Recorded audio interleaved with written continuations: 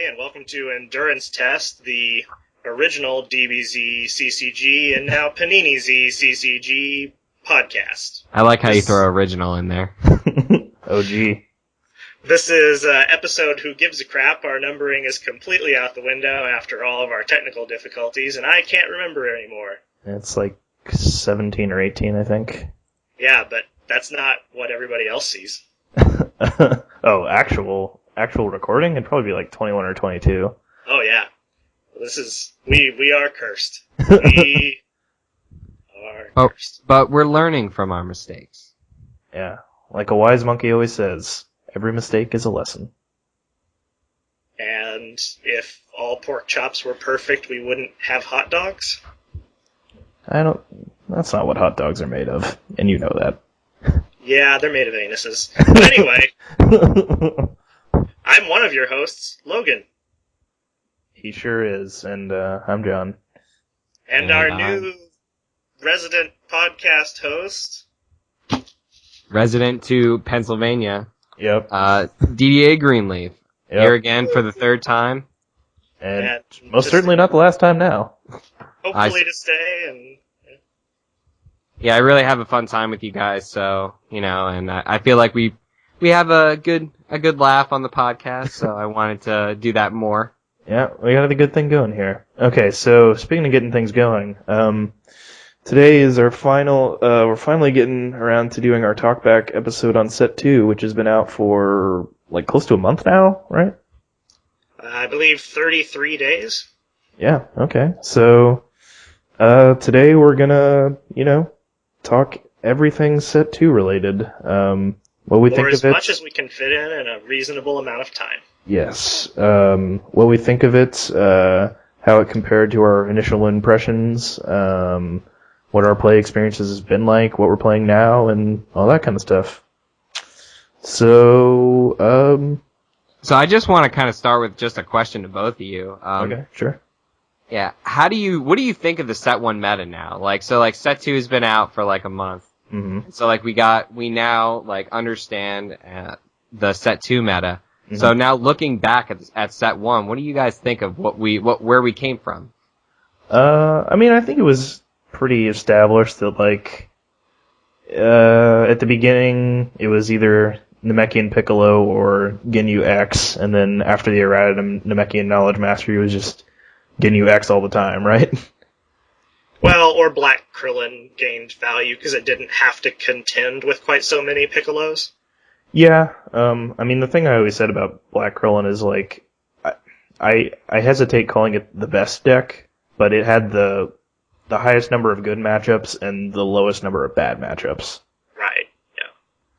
But its good matchups weren't as overwhelming as, say, the original Namekian Piccolos good matchups were. Right, it still had to fight for every win.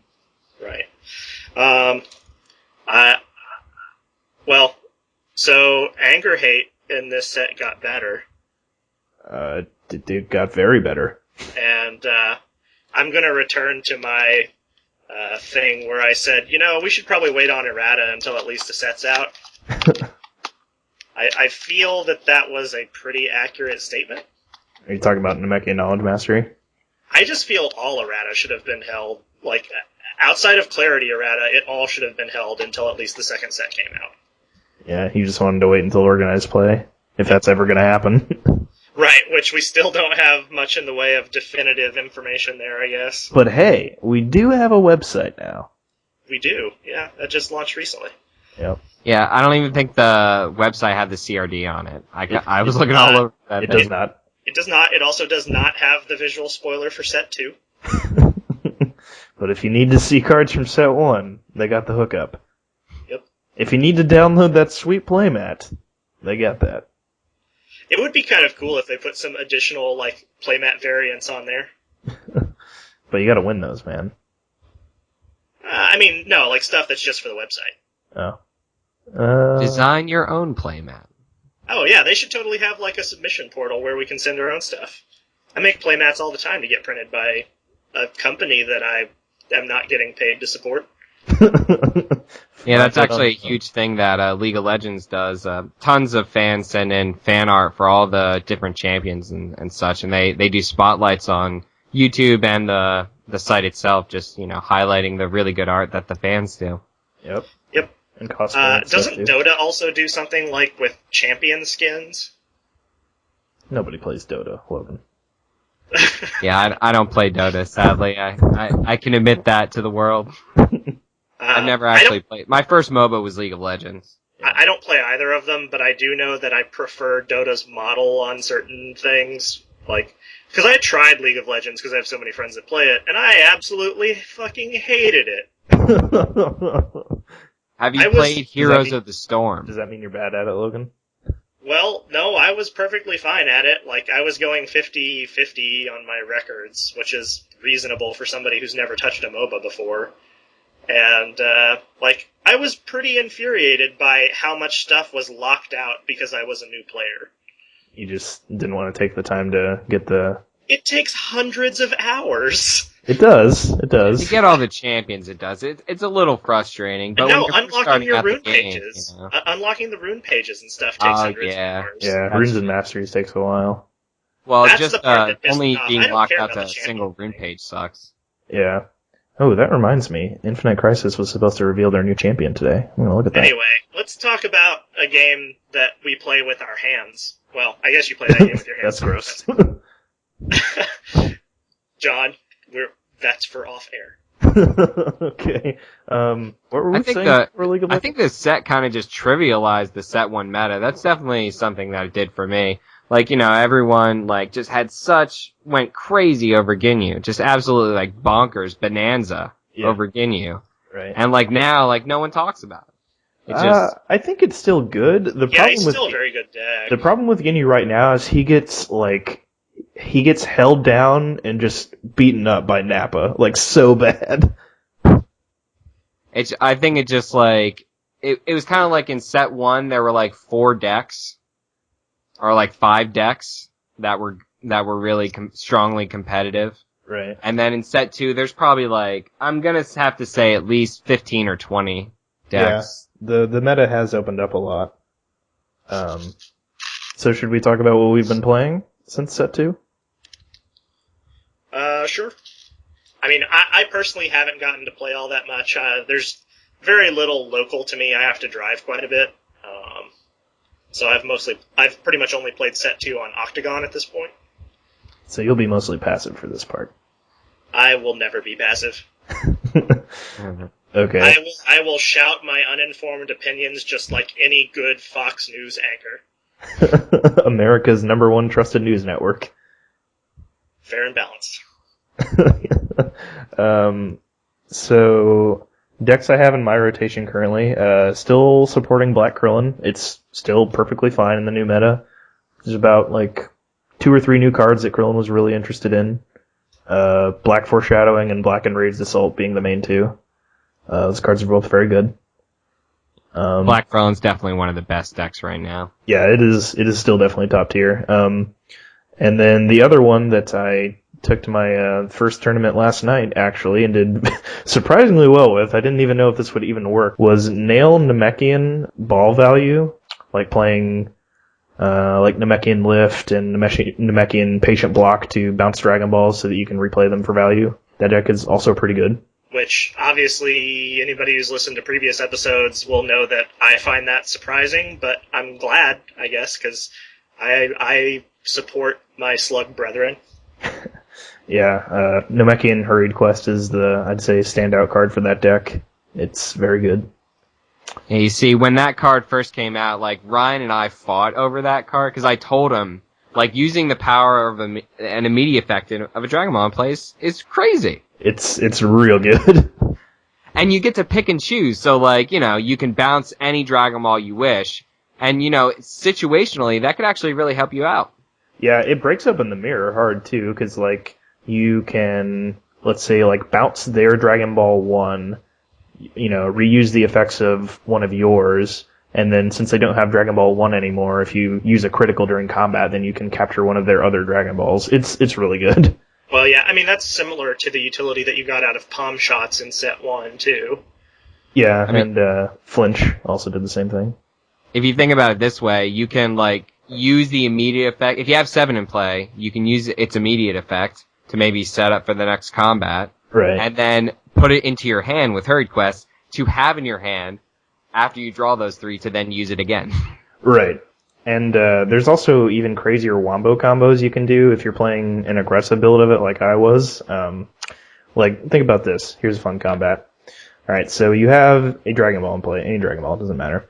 And you have at least one copy of Namekian Self-Training in play, which, if you don't know that card, it's a setup. You crack it. It says discard a card from your hand to have all your physical attacks do +1 stage for the remainder of combat.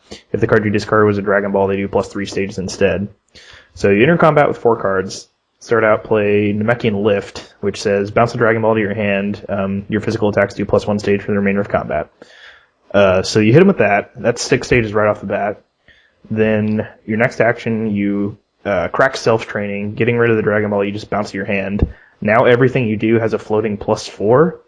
And the standout Namekian Rare in the set, Namekian Backhand, is a physical that stays out to be used 3 times for 3 stages that can't be redirected or prevented.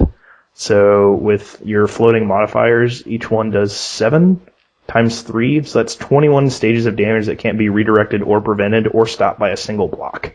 Ow. Yeah, no, that's a very good combo. Obviously reminiscent of some of the combos that you could do with Namekian combo. With literal game. Combo, yeah. Yeah, but like clearly it has some added value over what you could do in the old game because Namekian's damage modifiers are way better in this one. Yep. Yeah, it's pretty sick. It seems likely that they'll improve some more in the future as well.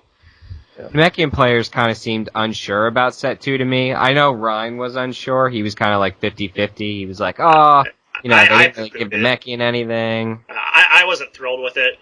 It felt a lot like we were already hitting Majin Buu Saga. Where they just ran out of ideas for Namekian. Yeah. But I think some of the cards are providing a lot of utility that's kind of like, you have to look a little deeper to see the value that the card is bringing to the table. Yeah, right. I personally just underestimated just how good, playing the same Dragon Ball multiple times in a game is. You play Dragon Ball 7, 3 times in a game? That's amazing. That's that's an 18 damage swing. 9/9. Yeah, it's so good. And, like I said, I poo-pooed a lot of the Namekian cards. Not necessarily because I thought they were bad, but because, it sort of has a completely different mechanical direction to the first set, while the other styles were being supplemented. Right. Orange is a good example of, it doesn't really do anything new. It just kind of adds on to what it was already doing. Right, and I was just mostly concerned that Namekian having 2, single set strategies would end up being incapable of competing with the other sets that had, 2 sets worth of tools for their main strategy plus the strategic, fillers that you needed to cover certain silver bullets. Right. Well, just in the same way that Orange kind of went in a similar direction it was going in set 1, it was doing drill manipulation, and it kind of went further with that. Namekian was doing Dragon Ball manipulation in the first set. It did have palm shots and the rare that got placed into play a Dragon Ball if it hit. Plan attack, yeah. Yeah. So it's not going too far off the rails. No, but that's 2 cards in the first set. 3 Dragon if you Plan, count Flinch.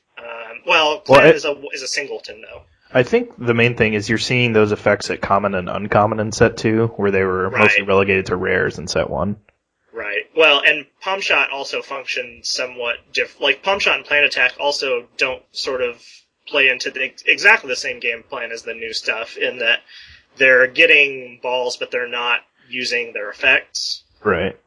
So they were used primarily with the static continuous effect Dragon Balls, whereas the new ones are wanting to play around with all of the sweet 5 and 7 action. Yeah, right. And let's not forget, and this card will probably get played much more in this set, Targeting Strike. Oh yeah, energy, if it hits, uses the effect of a Dragon Ball in play. Yeah, but you have to do something. I can't remember what it is right now. You have to remove it from the game after use if you use the power of a Dragon Ball. Oh, sure.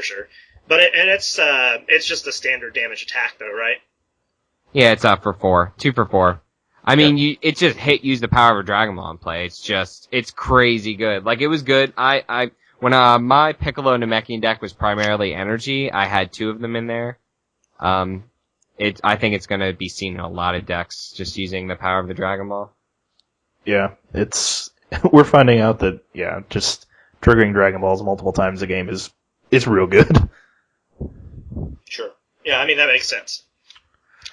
Okay, so what have you been playing coming into set 2, DDA? I've been playing a lot of Goku Blue. I really like the Heroic Ultra Rare, and I think it just is going to help out control decks. So many different control decks, so much. You mean the set 2 Ultra Rare? Yeah, the Heroic set 2, what is it? Heroic Assistance? See, I still don't know. That card just seems so underwhelming. Is it really that good? Oh, like orange with orange destruction? Oh my god. With possession drill? Orange possession drill.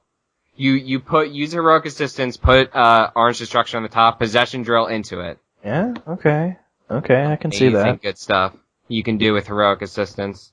The main thing that I use Heroic Assistance for is, one of the big problems with Goku was, you want to get to the level 3, but you only have Kaioken to do that.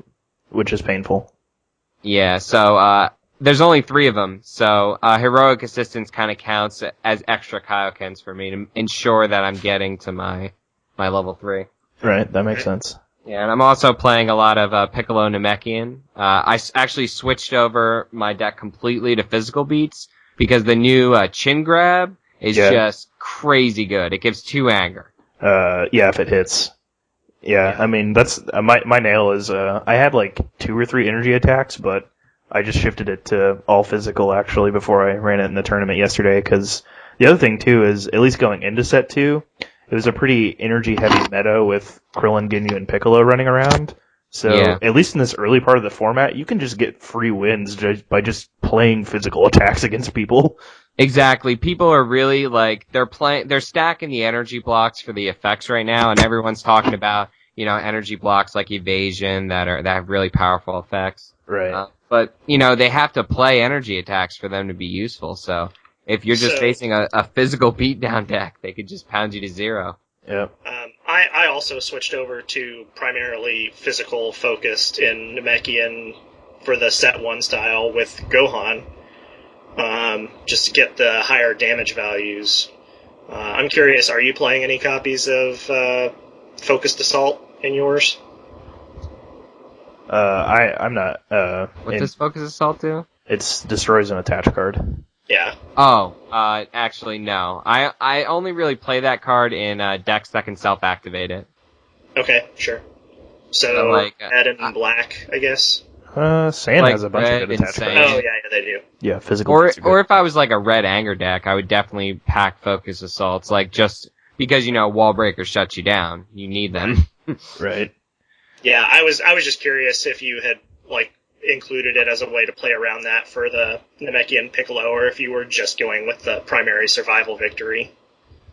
Well, to be honest with you, I think I have a good 10 matches under my belt with it, and I think about 8 of those I've won by anger, and really quickly. Like, this deck angers faster than, I've played a decent amount of red. It angers faster than red. Oh, it certainly does. it does it faster than Saiyan. It's crazy. Like, like a combatter too. I'm level 3 with 3 anger. Like, I'm an E bracket. I have +2 damage to all my attacks. And I just hit them to 0 and I start pumping out 10, 12 damage attacks. Like, Namekian energy ain't doing that. And then you're still just sitting with Piccolo's weighted clothing in your graveyard, just, waiting to win the game. Okay, so, any, notables besides the Blue Goku and the Namekian Piccolo? I played a lot of the Vegeta Saiyan. So good. One card that I read the card, it's the Saiyan, what is it? Saiyan Chin Grab, the AT physical attack for villains. The one that goes and finds an attach card? No, it's hit, yeah, Saiyan Grab. Okay. It's hit draw a card, and if you're stronger than them, it's unstoppable. It's crazy. good. Like maybe primarily for Vegeta, because if you're level 3 Vegeta, you can make this thing hit like a truck and actually do like a significant amount of damage as your first action.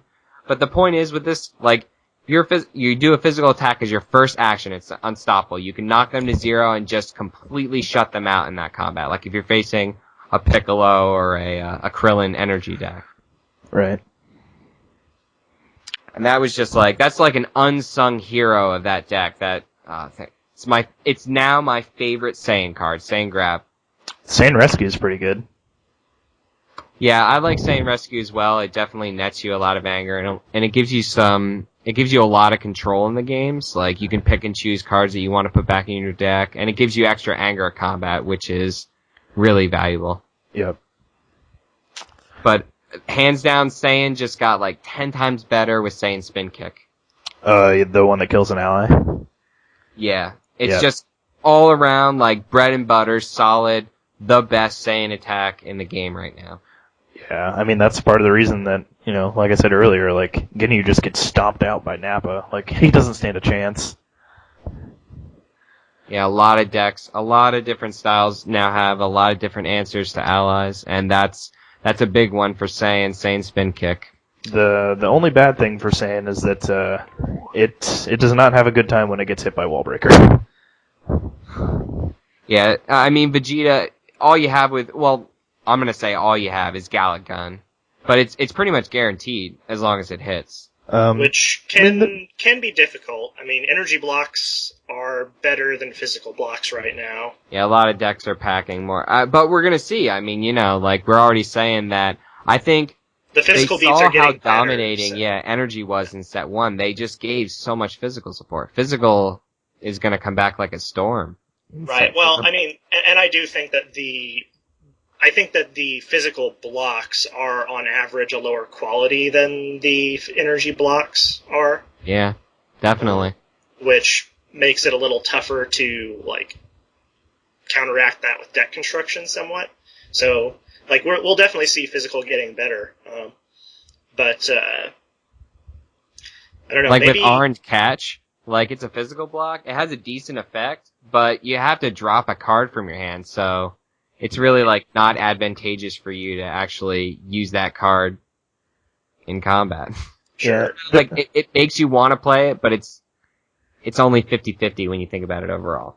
Yeah, there were a few good physical blocks. There was Blue Leverage and Black Upward Dodge. Sure, but, like, for every one good physical block, there's probably 2 good energy blocks. Like, and also in black, you say upward dodge, but then in black you can look at energy. There's, like, evasion, corruption, whatever. I can never remember the name of the one where you can discard a card to make your opponent discard a card. Speedy Dodge. Yeah, Speedy Dodge. Also, like, Swipe. I mean, honestly, I would consider Swipe one of the better, almost the best black energy block. Yeah. Right. Well, so there's 4 really good black energy blocks. Yeah. And I guess if you add in the 2 anger block, or no, that's not in. I can't even remember. That's not in, is it? That's Knee Catch. Is it available? Yeah, it was in set 1. Okay, I couldn't remember. Starter, I think, right? Or was it? No, red elbow block was in the starter, and then that was in the main set. Yeah. Anyway, so I guess, let's see. What have I been playing? I've been playing Red Krillin, which is going mostly for survival, and then playing around with the cards where you can spend your anger. It's mostly just to toy around with some of the new cards, like the event that lets you pull drills out of your discard pile. Yeah. And do you play the cards that lower you levels? I haven't used any of the ones that lower your level, mostly because I'm playing a lot of the cards that get you profit for discarding, so looting's not so bad. But, I mean, I don't know. I always have trouble building decks in Panini because the 60 cards is something I kind of struggle with, I feel like. Yeah, it's hard to build a deck. I'll tell you. Like, there's always so many different things I want to include in my decks, and I just always run out of room. But, I don't know. It's not a bad deck. It can anger out if it has to, or, Endurance Victory is always on the table when you can pump up Like there's a drill.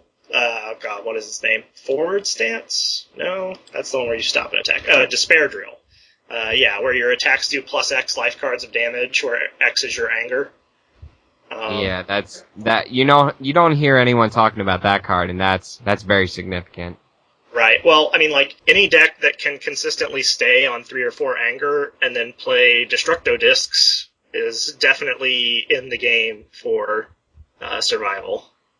Yeah. Plus, it itself enables you to do more critical damage and gain more anger because it's buffing the damage of your attacks. Right. And of course, a card that we haven't seen too much play yet because anger is the way that the style is sort of directed, but like we've already got Red Power Punch to tutor drills up, and I feel like that's a pretty big deal. So, I mean, that's a good deck. It doesn't have quite as much control as Black does because it has all of the on-the-table control, but none of the card play prevention with, like, Energy Web. Think of Red TN. I haven't personally played it. I played against it, but I haven't used it myself. Well, it'll probably either win turn 1 or just get its face stomped in, from what I've seen. Yeah, Ryan built a Red TN, and I think he made some poor choices. We kind of worked on his deck after we were done playing a bunch of matches. But I beat him 4 times in a row. Yeah. And all the times he didn't get off level 2, and I just pounded his face in when he was on like level 1 and level 2. Because if you can't get going, you're not going anywhere. Yeah. Yeah. As far as TN goes, I'm still much more interested in an orange TN deck than a red TN deck.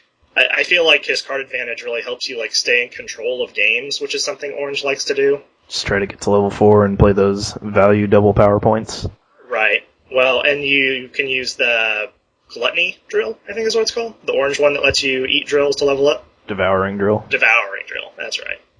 That's a lot of people are talking about him in, I think, blue too, but I think people are talking about pretty much everyone in blue right now. I think blue... Well, yeah, blue is just super strong. I mean, I saw somebody posting about Napa blue earlier today, so... I mean, well, he blue wouldn't be bad in blue. Blue has the tools to take on just about any other style consistently, so the personality that plays it is almost a choice of personal preference first and foremost. In some ways, yeah. Besides Red Krillin, I was playing some Black Raditz, because I like Raditz. Raditz. And I like killing stuff, and he has better blocks than Krillin, which that's the only thing that he really has going for him, but it's a thing I like. Oh yeah, offensive guard, that's a good one. Yep. You don't, now do you stay on the level 1, or do you try to level with that deck? I'd stay on level 1. Well, he can only do it for so long, because it raises his own anger. Well, I mean, I don't try to get off level 1, but the thing about that is, like, if you go to level 2, you don't mind. Sure. He needs a Comic-Con promo like Krillin that just takes off the line about him getting anger, honestly. Yeah, no. No. We need Raditz with an alt art where he's in a pimp suit. I've actually been playing Raditz Orange myself a lot. That? I just kind of threw it together and I was messing around with it. Plays nicely with his higher levels. Yeah, and I felt anger victory when I first read him. Like, I was like, well, the 1 gains anger, the 2 gains anger, and you can definitely easily activate the 2 ability with Guardian Drill. So, sure. I was like, anger victory. And it does, I played like 3 or 4 games with that. I've been consistently getting to level 3 with, time to spare in the game and utilize the power several times. But I don't seem to get off of that.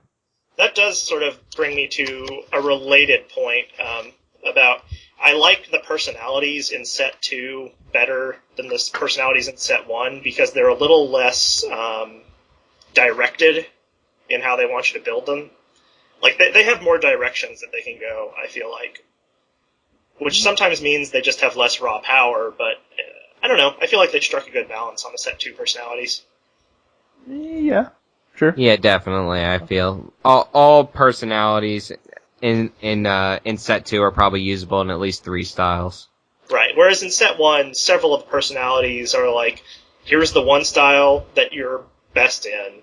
Yeah. Here's another style that you can play if you prefer that. Vegeta and Frieza were probably really like that. Yeah.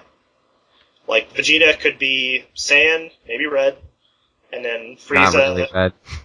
Like, people hate me for saying that, but I played Vegeta red in set 1, I'm sorry guys. In set 2, totally, go for it. I haven't played it yet, but I'm sure that it'd be good in set 2. It got 2 strong physicals. Sure. Yeah. Well, I mean, so, that's why I said maybe red, because, like, there were just too many things that shut him down in set 1. Partly because blue just wrecked him so hard. And also, red just might have the worst mastery. Maybe. I don't think it's the mastery that's red's problem. I think it's the damage value on red cards. It's the no endurance. That's what's doing it for me. Well, all their like, endurance is on, like, setups and drills for some reason. It's like, I get it, like, you're red, you're like, you kill yourself, you're angry, you put your life force into what you're doing, but, like, no endurance, like, every freaking other deck out there has endurance 2 or endurance 3 on every card. Yeah. Well, that's a bit of an exaggeration. It is an exaggeration, but it brings a strong point. Like, what the hell, where's the endurance? They need to be more generous with the endurance 1. Like, right, across the board, I feel. I agree with that. I definitely agree with that. Because critical damage effects should feel special, I think, maybe? Yeah. And like, more liberal sprinklings of Endurance 1 would help make that happen. I would also just, like, being more liberal, you'd have to also spread out some your attacks cannot be prevented effects right. as well. Which red has that, and I think that's what they were trying to do there, was give red that effect and then have less endurance in red to make up for it. But it's fairly limited where you can get it right now. Yeah.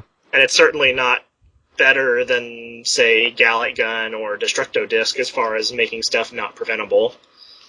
Yeah, but if you gave a lot of things endurance, it would kind of also just like curb out the games a little bit, because we only have 60 card decks, and there's burst damage in this game, and sometimes it really sucks.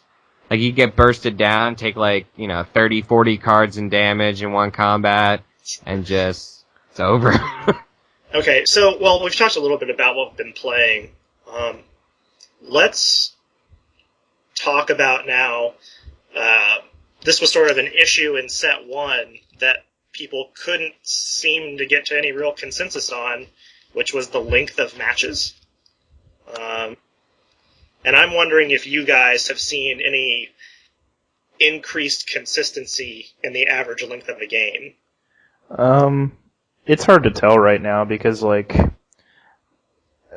just at a local perspective, there's a pretty healthy amount of people that play at my local store, but many of them are still fairly new to the game, or in some cases new to card games in general, and I feel like it's like I said, 2 or 3 episodes ago, Logan, when you and I play, we can get it done in 30 minutes because we both know what we're doing, but, when somebody takes, literally 2 or 3 minutes every turn to decide which card they're going to read you when they pass combat, it makes the games take longer.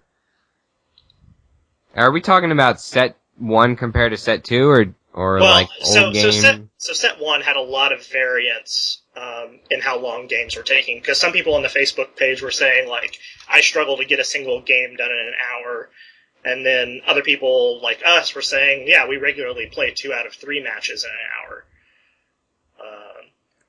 And I'm wondering if you've seen that sort of normalize at all in your observations. Well, I think that Ryan and I, when we play for real, it depends. When we're playing casually and we don't really care about the rules and we're just playing, we'll get a game done in 20, 25 minutes. But we know what we're doing and we know how to play. We know how to pilot the decks that we're playing.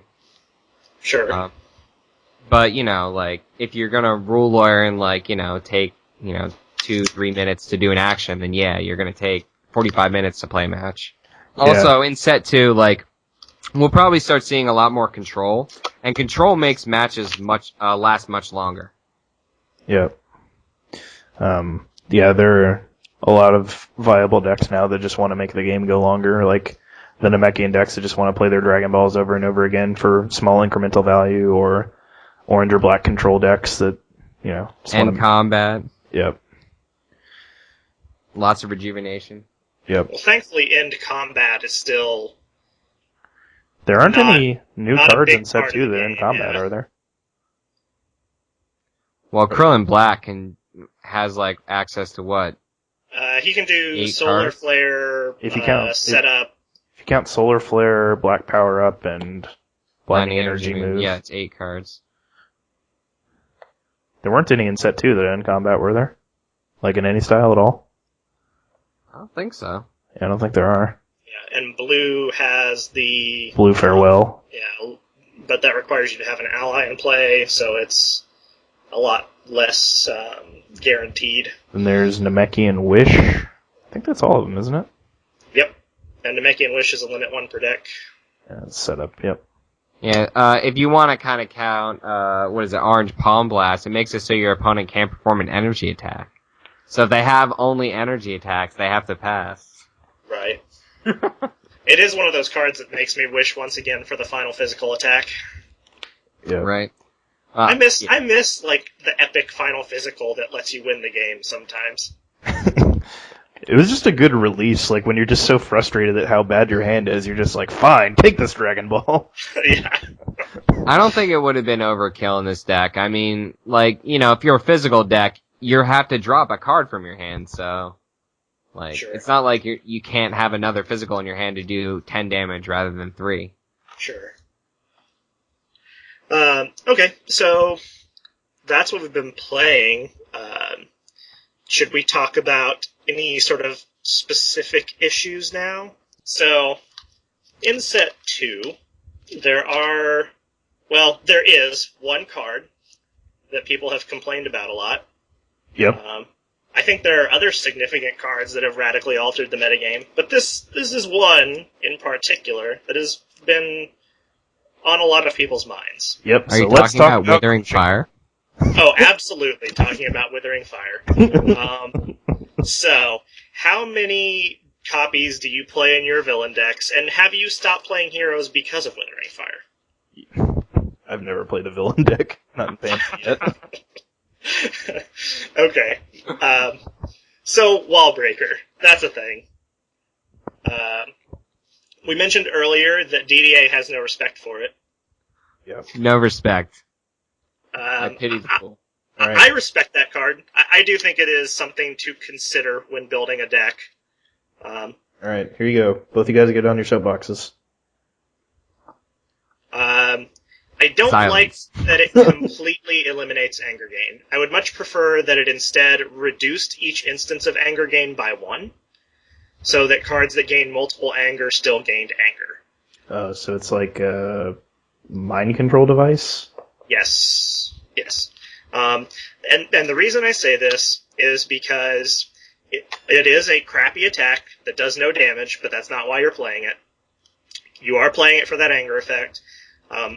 At this point in the game, most decks want to gain anger at least sometimes. The exception is, of course, the SDCC Krillin. Mm-hmm.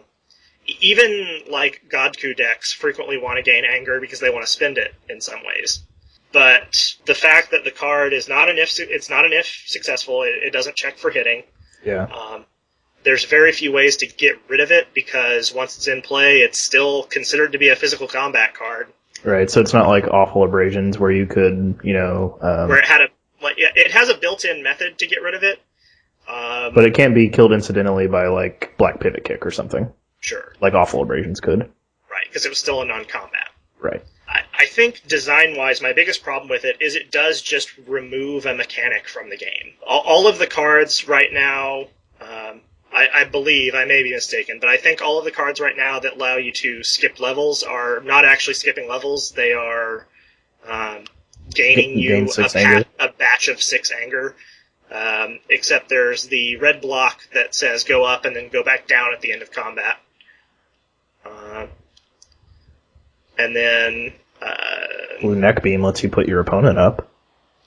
Yes, it does. It lets you raise or lower their personality level. Let's only consider things that are on our own personalities when we're talking about a card that we're worrying about hating on us, of course. But you could Wallbreaker your opponent, then neck beam them up, like just to show them that you could. Just to show them who's really in control. Like, you are the determiner of their future. Yep. I decide who gains anger. Now you will be level 2. Yep. That could be bad in some cases. Although, probably not.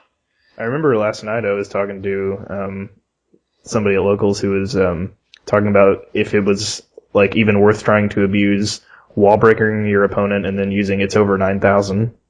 That's actually not a bad idea. It's pretty awesome, really. Well, yeah, I've seen people talk about that. I think the big problem there is that it's almost impossible for it to work after level 1. So then every copy of It's Over 9,000 you draw is dead. Yeah, well, the problem I had with it is, like, there aren't too many personalities that It's Over 9,000 really works with, because there aren't many that want to level but have a hard time doing it naturally, right? Like, Right. the only one I could think of in set 1 was Trunks, but he got helped a lot by his rare card in set 2, which Sure. does the job of It's Over 9,000 without accidentally leveling your opponent. See, I actually played It's Over 9,000 in set 1, my set 1 Blue Goku deck, Just as another way to level outside of Kaioken. Kaioken, yeah. Sure. So, I mean, I took it out in set 2, replacing it with Heroic Assistance. Right, that makes sense for the role you wanted it to serve.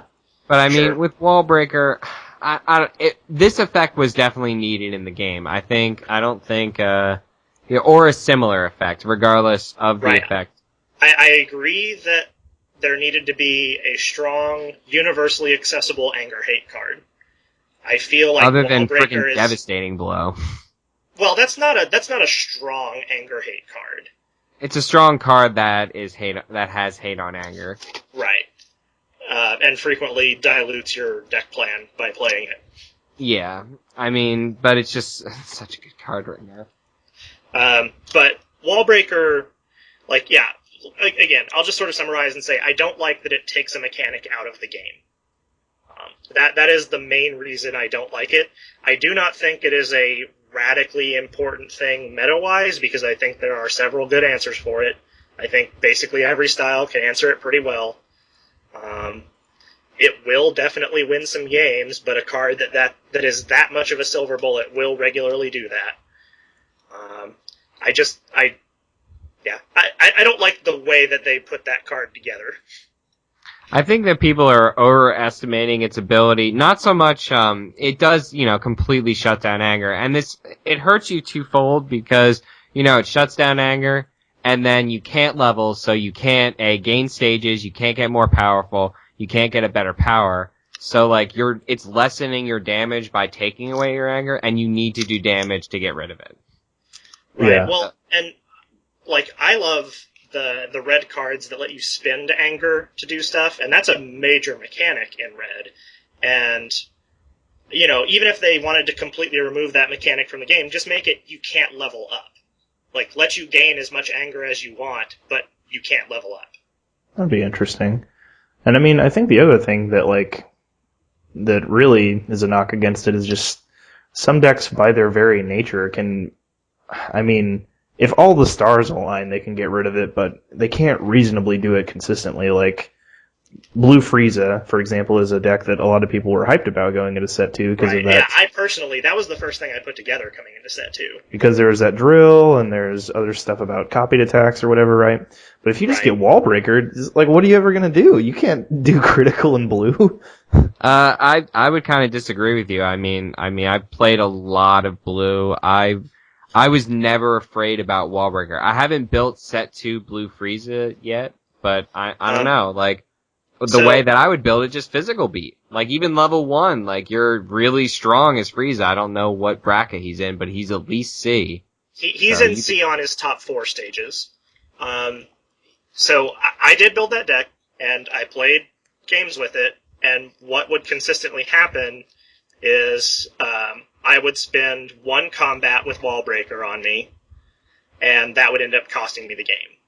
Yeah, and the other thing you have to remember is, so even if you get Wallbreaker off, you need to think about, like, how long it stays on and how much anger it steals from you, so to speak, right? So if it stays on you when you play, 4 or 5 or 6 cards that would normally gain you anger, and then you finally get it off, so it stole, 6, 7 anger from you? That's an insanely good card. I think it's similar to, Blue Head Knock, in the quantity of anger that it will normally take from you, except that unlike the Head Knock, the player who's using Wallbreaker can go into combat, perform it as their first action, and it takes that much anger. Whereas Head Knock, it is not, you have to play the attack when they have that anger, which there are 2 big things about that. It allows you to avoid combats when you're not going to be able to skip those quantities. And it also allows you to either confront or stare down the Head Knock out of their hand if that's going to be an issue for you. Yeah, and Head Knock, sometimes you're dancing an awkward line because you're like, well, I don't want to play it when they're only at 2 or 3 anger or whatever. I want to get the full 3 or 4, and then they gain 3 at one time. Yeah, they throw a Namekian right through at you, and you're just like, God damn it! I think there's going to be a line with Wallbreaker between decks. There's going to be a bunch of decks that are just completely shut down by Wallbreaker, and they're going to hate being Wallbreaker. It's going to cost them the game. And then they're going to be the decks that just don't give 2 craps about getting Wallbreaker at all, and just chug along like normal, like Raditz and Krillin and right. So like that. I guess the real question then is if we think it's a healthy thing in the metagame for a single card to shut decks out right now. You know where I would be okay with that card? In sideboards, if sideboards existed. Yeah, but honestly, I think the main point of this card, I don't think they should introduce sideboards for this card as a sole reason. Because the thing that it does is it adds that element to deck construction. Not only you have to consider am I going to play Wallbreaker? Is the meta game that I'm currently in, worth it to play Wallbreaker? But then you have to consider the back end. While I'm building my deck, what if I get Wallbreaker? How am I going to do critical damage to get that off of me? Hey, get off. Well, I think that sideboarding has sort of been proven through the games that have used it to be a mechanic that is good for the overall health of competitive metagames. And if Wallbreaker is a potent enough tool that it means sideboarding should not be introduced, then that is, I think, the best argument for the card being too good. Not necessarily as it exists now, but as it exists in Potentia. And the thing about sideboarding is it just it adds another layer of protection and complication, which means that the games are always going to be. It's another opportunity for good players to be good. Right, and it means you don't have to main deck cards that you don't want to play, which is what sometimes you have to do with Wallbreaker when you're well, I have to play these cards. I have to play Focused Assault when maybe I don't want to or whatever. I really feel the only deck that runs into that is if you're a red anger deck. And even if you are a red anger deck, you still have Shoulder Grab. True. Yeah, no, I've actually had less problems with that with the red Krillin deck. Because in addition to Shoulder Grab, if you have even a single point of anger, then the Despair Drill makes it pretty trivial to get rid of the Wallbreaker, and you just have a lot of high damage attacks, as well as since he's a hero, you can play Focus Assault, which I play a couple copies of that in there. So yeah, you're right. Decks can pretty easily get rid of Wallbreaker if they are prepared for it, but should they have to prepare for that card? That's the question. Should one card be that metagame defining? I mean, we said in the beginning that this effect needed to exist in some form, so I think the answer is yes. I think it needed to exist in a radically different form.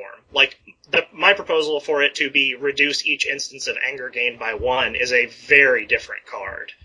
Yeah, it would have to be a different attack then. It couldn't just do a flat +1 and have, no, it would have to probably do more damage then, I would say. At least +3 then. It's a much lesser effect. I don't know, is it? Like, because if it's worded the way that I'm thinking it's worded, then say red is the #1 anger gaining thing or whatever, then I'm not talking about per card like Winter Countryside. I'm talking about per instance of anger gain. So, like, if a red card said gain 1 anger, do critical damage, gain 1 anger off mastery, those would both get reduced to 0. Okay. So, I mean, so or then... like Saiyan style mastery, reduce the mastery gain anger by 1, reduce any anger the card gains by 1. Yeah, so then red and like Namekian right throw would gain anger. Right.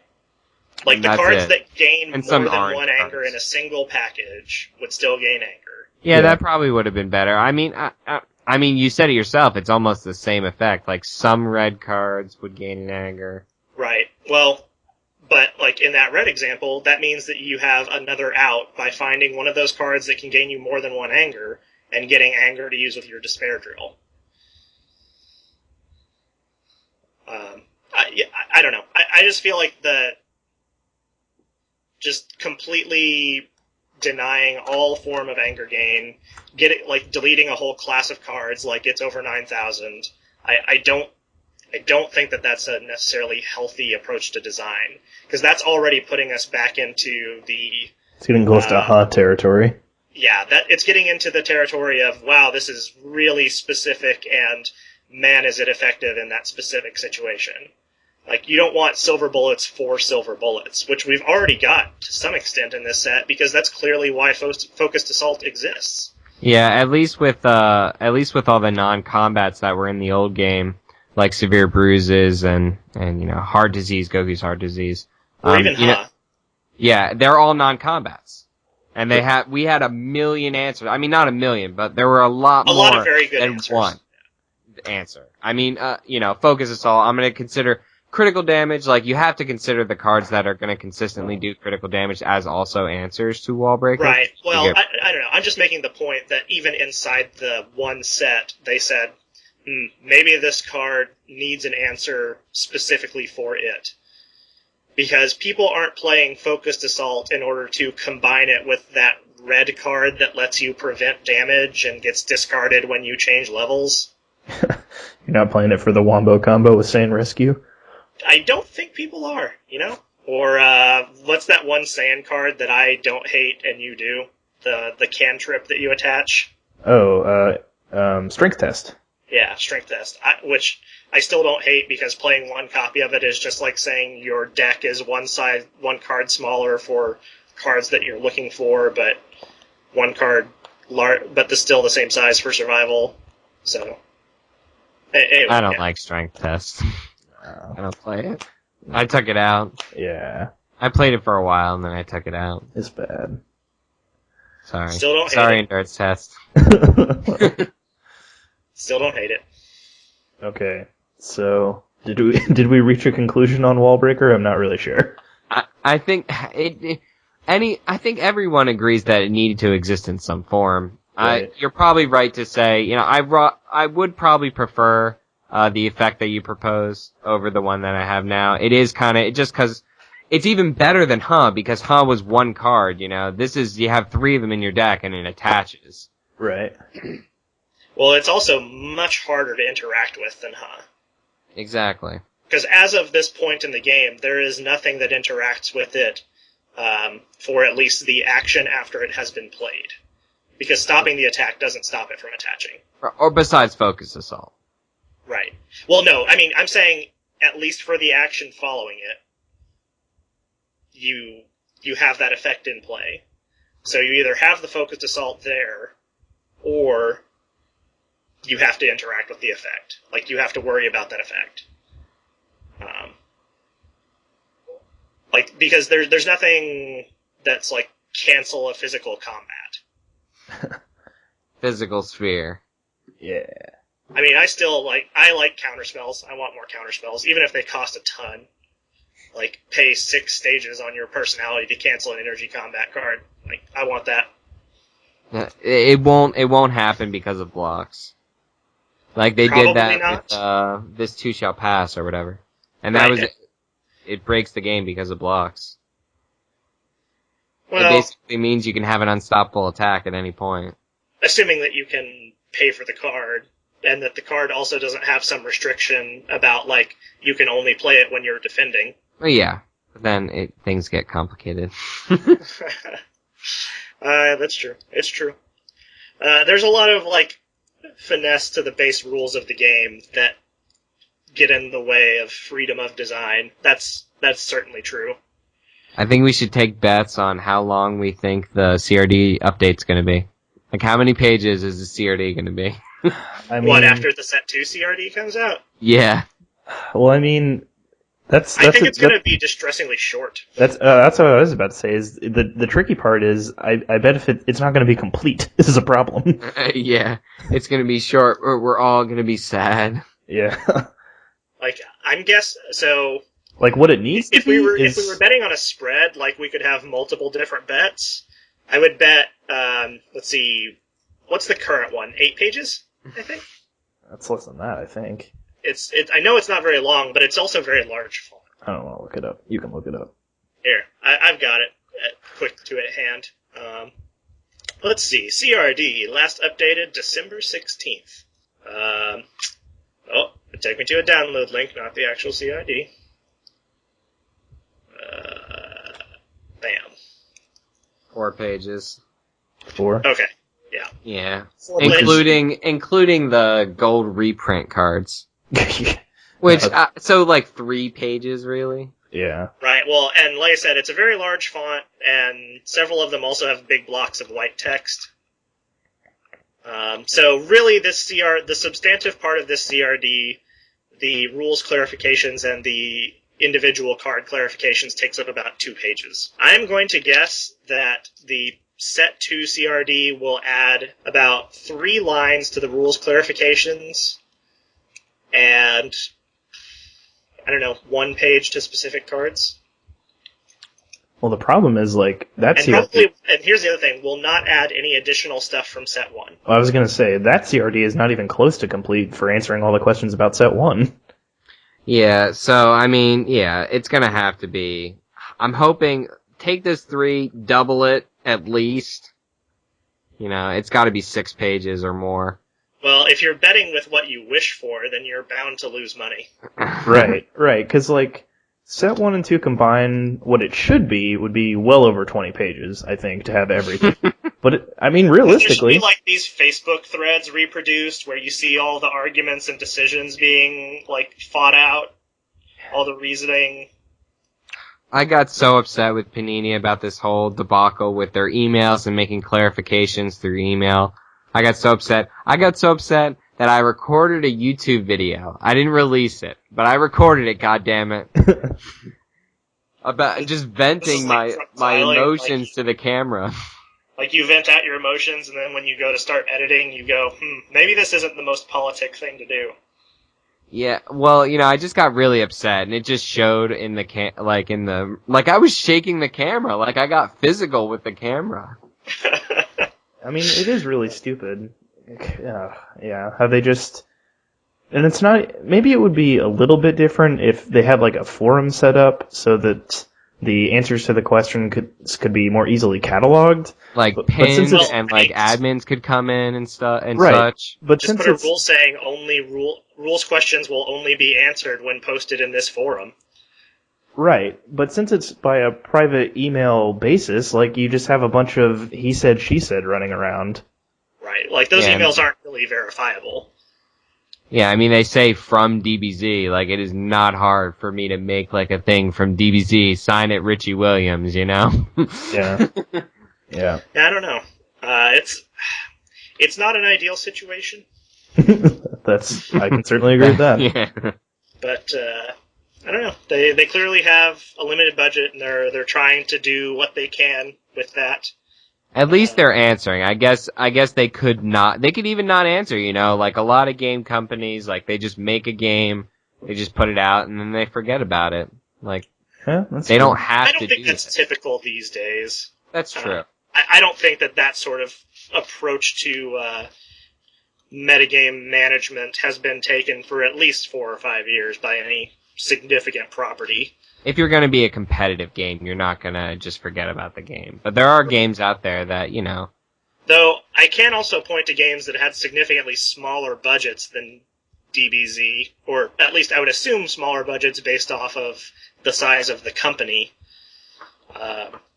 Like the Spoils, did an excellent job of public communication and rules management and tournament management with 3 full-time employees.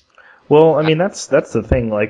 I'm pretty sure we can all conclude that the reason that some of this stuff is just so not perfectly handled is because before this game, Panini was a sports card company where you didn't have to worry about these things. You didn't have rules questions about hockey trading cards. I have a sinking suspicion that Panini did not expect this game to actually succeed. Set 1. Oh, yeah. That's clearly true with how quickly the first print run of set 1 went. Yeah, I don't know what to say about that. It certainly seems to be that, I don't know, these are points that we've discussed before. But they're still true.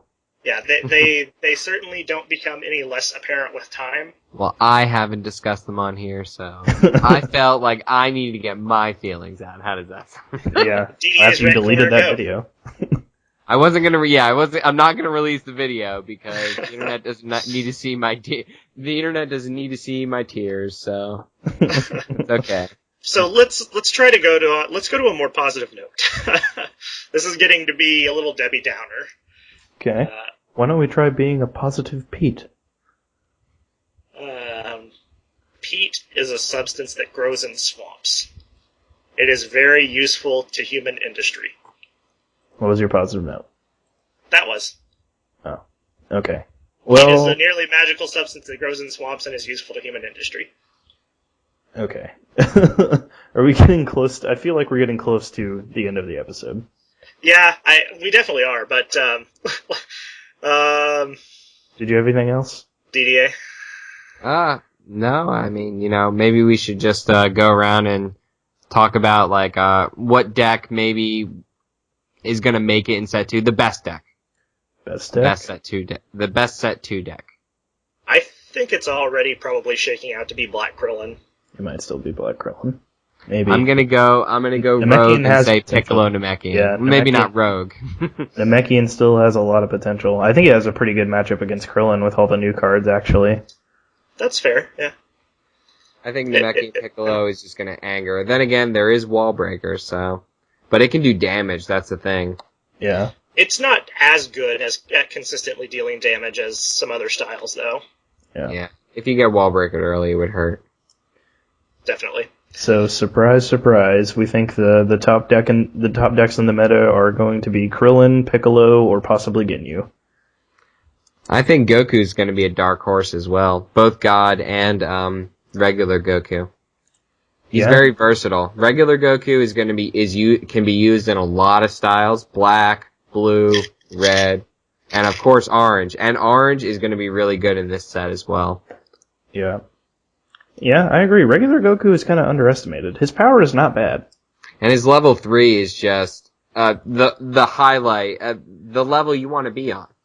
His 4 is good, but it doesn't give you anything. It gives you drills, and the drills don't give you attacks. Right. They don't...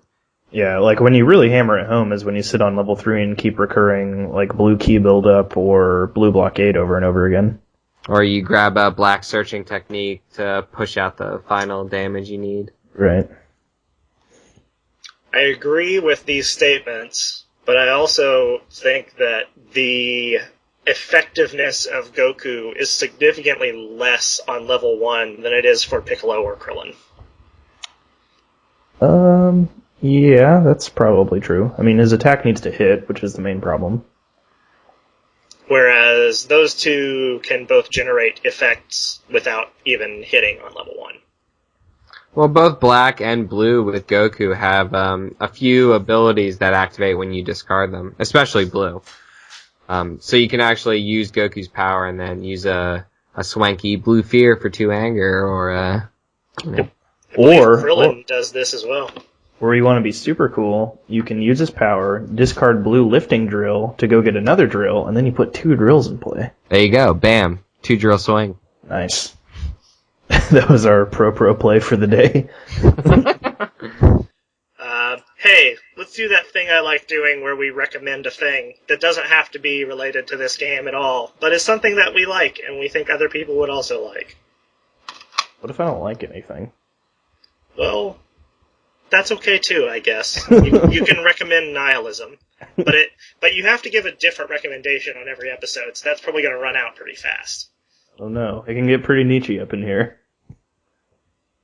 Oh well, I'll start. I want to recommend a short story to everybody called A Study in Emerald. It's by Neil Gaiman. You can find it in a couple places online. I believe it's on his blog. But it's a very cool, homage to both Sherlock Holmes and H.P. Lovecraft, interestingly. Very cool twist. Not like M. Night Shyamalan style, it will actually surprise you and be interesting and logical at the same time. So go read it. Won't take up too much of your time, and you'll probably enjoy it. Okay. Let's see. What do I recommend? I don't know. What about... Oh, you know what I bought recently, which was awesome? I bought the box set that was the first 6 Fast and Furious movies for $30 on Blu-ray. That's pretty awesome. I can't really comprehend how there's so many of those movies. The 7th one comes out in 2 days. Are they even good movies? I haven't. I've seen like half of 3 of them. I've seen So I've seen a third of 4 of them. I just remember in those enjoyable moments in the first. I don't think I've ever seen anything other than the first one. Well, the first one is kind of the dark horse of the franchise because it's a different director than all of the other ones. It has a lot more quiet moments. Yeah, there's and surprisingly most of a lot those moments less. are filled with my favorite part of that movie, which is Vin Diesel eye-banging other people. He's real intimidating. Well, but he always has this, slightly pursed lip, kind of pleased to see you look at the same time that he's being intimidating. He's coming over, and he's bringing the wine, and you're bringing dinner. Oh, man. I just saw the trailer for Furious 7 today. They're dropping cars out of helicopters and shit. Looks pretty awesome. The trailer did look pretty cool, honestly. What did they, push? The one guy didn't want to go out or something? They pushed him off? That does not sound like my kind of film. Okay, DDA, what do you recommend? Alright, I recommend to play the new Soraka in League of Legends. I I'm an old player. I've been playing League of Legends forever. And so I knew and loved old Soraka, the one that buffed your armor and had a starfall that didn't have a target. But new Soraka is just awesome. The thing I missed about old Soraka is that she was the only champion in the game that could give other people mana. Yeah, I do miss that, I'll tell you. But, just her heal is so much more interactive because it has such a low cooldown. So you definitely can feel like you're really, you can run over here, heal this person, run over here, heal this person. It makes healing much more interactive. Plus, it hurts you, so you kind of have to, you're focusing on your health as much as your health of your teammates because you need to have enough health to actually heal them. And then as well, her Q is just awesome. Healing yourself, doing damage. You still get that, mage element with her where you're going to be able to build like a mage and, be able to be a damage dealer, but it's a lot more controlled. You're not spamming down stars from the sky anymore. Did you watch LCS this season? No, I didn't actually. I missed all of that. I recently got back into it. Oh, the last 2 or 3 weeks, in every professional champ select, the crowd was just constantly chanting Soraka, that's awesome. Trying to get pro players to lock her in. Was she just changed during the tournament? Yeah. Nobody Oh, really? plays Soraka. Yeah. So play Soraka. That's my recommendation. I mean, Well, people started playing Urgot as like a top tier pick just a couple weeks ago, so anything can happen. Didier Greenleaf dropping some knowledge bombs on you people, for those of you who play LOL, I guess. I don't know what you were talking about at all. Yeah. That's like the one ran game. that Whenever game I as a- play a game like really like hard. Like I don't play very many games, but when I do, I play to win. Like I play Munchkin, and I'm cutthroat. Like I won't be even involved in the ask for help, but I'll be like egging on the people. Like he needs you to do that. He needs you. You should get 3 treasures. DDA, going hard or going home and making a sandwich? Okay, so we all recommended a thing now. Yep. See, that's much more lighthearted. That's why it's a good way to I end like it. that way to end the episode. That's good. Yeah, okay. Totally not plagiarized from a podcast that I listen to. It is. Go listen to Crippled System. Well, 2 recommendations. Unless you don't play board games or miniatures games. No, that's a citation. You're a citation. I am. Okay. Are we done now? Yes, we are done. Thanks for listening to Endurance Test. Bye. Bye.